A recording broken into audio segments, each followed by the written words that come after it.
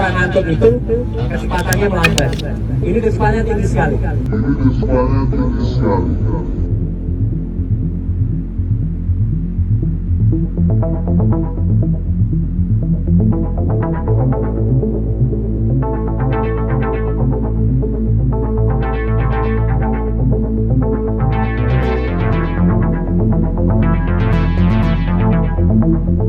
Meskipun konon si itu bagus Jody, drivernya Vanessa ini nggak lupa cerita dikit, ya itu mengatakan ngantuk. Tapi saya kemarin bilang ke Kombes Latif di Jawa Timur, saya tidak percaya kalau yang bersangkutan ngantuk. Ya, yang saya percaya yang bersangkutan pegang handphone, kemudian handphonenya terlepas dan yang bersangkutan kehilangan kendali. Ya, karena kalau orang ngantuk itu kecepatannya melambat. Ini kecepatannya tinggi sekali.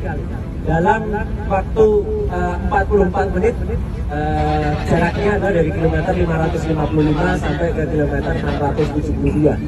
Jadi hanya 44 menit mencapai 117 kilo. Saya hitung kecepatannya 159 km per jam. Rata-rata 159 itu berarti kalau ada akselerasi segala ya kadang-kadang 160 km. Jadi kesannya satu, meskipun mobilnya teman-teman cakep-cakep ya.